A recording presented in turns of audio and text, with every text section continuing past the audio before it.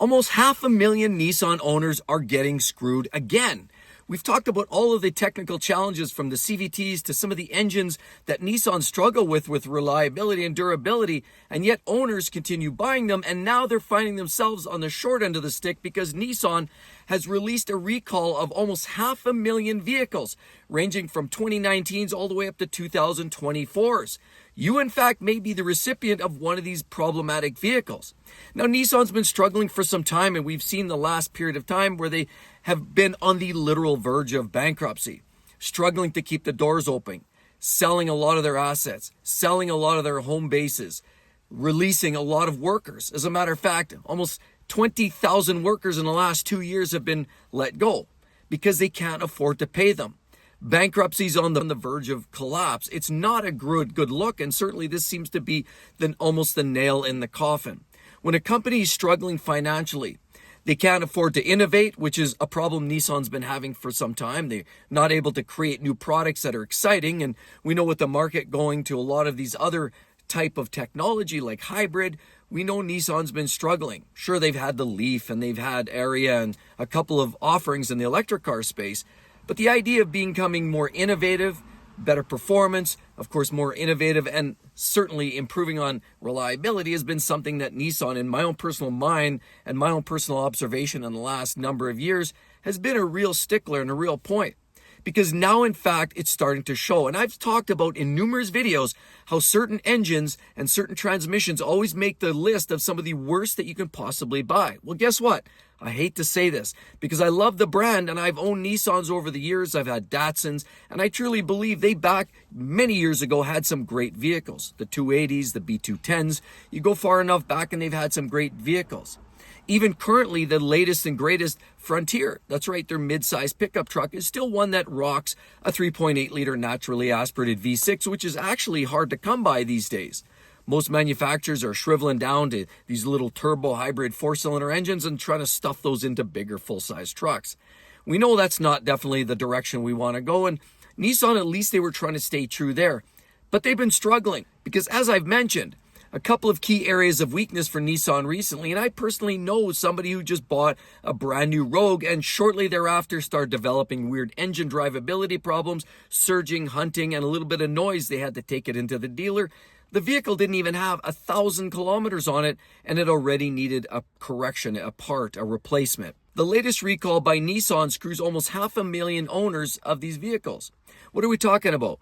Rogues, we're talking about the Altimas, even the Nissans and the Infiniti products like the QX50 and the QX55. Now, specifically, the engines we're talking about are having a real big problem with metal particulate, rod bearing issues, and bearings that could be potentially take out the vehicle entirely. I mean, if an engine wipes out because of a bad bearing, of course, NHTSA sees this as a major problem and a significant challenge to durability and safety. Because if an engine locks up at speed, wheels lock up, and it puts person at serious risk and jeopardy. But it's a variable compression engine, the 1.5-liter turbocharged 3-cylinder engine and the 2-liter turbocharged 4-cylinder engines that seem to be front and center right now. They're getting recalled because as many as, according to NHTSA, as many as 1.2% of all engines that have been manufactured within that time frame are likely going to see this major failure come to fruition. The problem is there's 500,000 of these vehicles that fall within that same space and high risk of potential rod bearing failure. But we've always been talking about this. We've spoken about variable compression engines for some time, and I've personally never been a big advocate. What's wrong with using a crankshaft, a connecting rod, and a piston on top? No. But instead, with the variable compression, they change the compression ratio by adding a couple of extra joints in there, and it variably controls the compression ratio to improve and enhance on performance and fuel economy. But in doing so, they've added extra complexity to these engines. Now, is that the point of failure? No, not necessarily. From what I understand, it's the rod bearings, the interface between the bottom of the crankshaft and as well to the connecting rod. That's where that connection point is having a problem. The latest recall is now dictating that owners of these vehicles will be notified and to get their vehicles repaired, replaced, identified whether there's a problem, and sent on their merry way. But see, this is where this is starting to get really problematic. See, for me, it's just not Nissan. GMC with their 6.2s and their L87s, crankshaft issues, rod bearings, metal particulate. What about the Toyota 35, the V35A, and of course their 3.4 liter twin turbo V6, also metal particulate. We've also heard about Hyundai and Kia and their Theta 2 engines, metal particulate. You know, what's going on in the industry as a whole? I think this feels more of a troublesome scenario when we're starting to see this happening over a broad spectrum of vehicles and OEMs. See, this is a struggle that a lot of buyers now are struggling with, trying to find a vehicle that isn't going through some major growing pains, that isn't going through some major catastrophic failures, and that isn't a significant risk in buying it today. It's good today, gets great reviews, and then 6 months, 8 months, a year, 2 years later, they're finding out there's major engine problems. See, unfortunately, as the consumers, we find ourselves at mercy of bad designs, bad quality control, and just problematic engines. And it's these engines are the heart and the soul of these vehicles. Because you might think, okay, well, it's just an engine, it's just a recall, and they'll take care of it. But it's a more worrying trend in my own personal opinion, because it just means that a lot of us are going to be searching and really trying to identify where the quality is and where these vehicles are that don't have some kind of issues like this. There seems to be far fewer these days that aren't having some kind of major problem. So now with these variable compression engines that Nissan and Infiniti are going through, this just tacks on to the back end of more problems that Nissan's been struggling with. Not selling these products, you know, obviously not moving product, not moving metal. They're firing people, laying people off. Even at the top of the pecking order, of course, with the VPs and, of course, CEOs moving aside, it's clear that the company is struggling for market share. It's a big issue, but a lot of it comes back as they've been dwindling and getting rid of a lot of their key cars. You know, the R35 GTR, moving on. You know, a lot of their sporty vehicles, they're not selling all that well. And, well, it seems like a lot of people said, well, the Z car was going to be a promising opportunity. It's not selling all that well either. You know, the customers are saying we want a manually shifted, you know, sporty car. They delivered, but nobody's buying them. What the market is really saying is they want reliability, practicality, and it's got to be affordable. But see, this is where Nissan, for quite some time, affordability has been slowly sliding. Reliability has been thrown out the window many moons ago. And ultimately, Nissan just hasn't had the innovation that a lot of their competition. You know, when you're talking about hybrid and you want a reliable hybrid drivetrain, you automatically think Toyota Lexus. If you want something that maybe takes Toyota and you said, okay, I want something that's more conventional, I want something Japanese because they always have the reputation, Honda might be a more sporting offering. So usually Honda and Toyota are eating up that market share. Acura, of course, they're eating up as well, but Acura's been struggling as well on their own right. It seems people just want something that they can trust, is simple and reliable. Very little of that Nissans have been able to provide. And so as a result, they've been losing market share. Prices have been going up. The quality's been, in my opinion, dropping with products like the CVT, the continuously variable transmission. And we've seen alleged lawsuits regarding that CVT, where a lot of owners of Nissan and Infiniti products that are using that CVT, which is effectively a series of belts and pulleys, have been a real nemesis for the brand in terms of reliability. Jatco, that's the affiliated brand that has been building those transmissions. And the way it stands right now, it feels like the Jatco transmissions have been a source of a lot of reliability challenges. And unfortunately, reliability like that takes a long time to shake. You know, Toyota, they've taken a while to build this reputation. How have they done it? Consistent delivery on reliability. But it hasn't come initially. Toyotas, Hondas, they were rust buckets in the 70s. Nobody wanted that trash, right? But it took them many years to figure out that, you know, customers, buyers want reliability, but they want vehicles that are going to last a long time. So they had to work on things like metallurgy, reliability, durability, and eventually Honda and Toyota and Acura, Lexus, they all sort of got it right. But here we are, Nissan, they were in the fold. They were some of the best Japanese cars as well. But things started to change. You know, you think back many moons ago when they had some of their vehicles, even the 4Runner was one of the unstoppable off-road vehicles. But the Pathfinder, believe it or not, was just as durable for a period of time.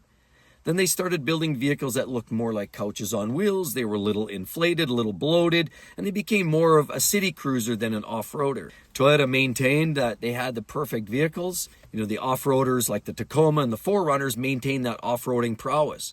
They focused on the buyer. They weren't trying to be everything to all buyers. But the one thing that was consistent across almost every vehicle that Toyota made, it was reliability. See, Nissan has been struggling. They've tried a few things, reliability. They've challenged, obviously looking at experimenting with CVT transmissions. That has gone up in smoke.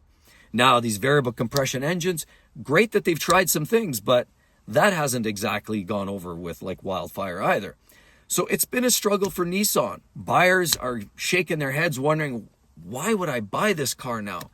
It seems way too risky. Now, it's a struggle, it's stress, because I think back only a few short years ago, Nissan Infiniti had some amazing engines, some of their V6 engines that were naturally aspirated. You think even, some of their G35s, G37s, and their naturally aspirated V6s, and you couple those up to a manual, they're unstoppable. So Nissan and Infiniti does know how to make a durable engine. But then again, the experimentation, direct injection, variable compression, you've got some of this newer technology. And now all of a sudden with the CVTs, they've got a real convoluted mix of reliability challenges. How do they shake it? How do they innovate?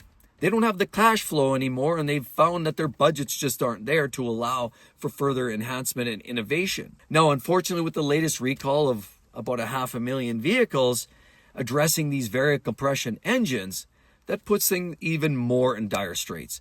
Now they're going to have to address these repairs, these recalls, and try to correct that. So not only are they struggling with some of these challenges with reliability and, of course, with reputation, but now they're going to have to pull out their wallets and throw even more money at a problem that shouldn't have existed in the first place. I struggle with this because I've owned Nissans in the past, and I personally love the brand. I loved what it was decades ago.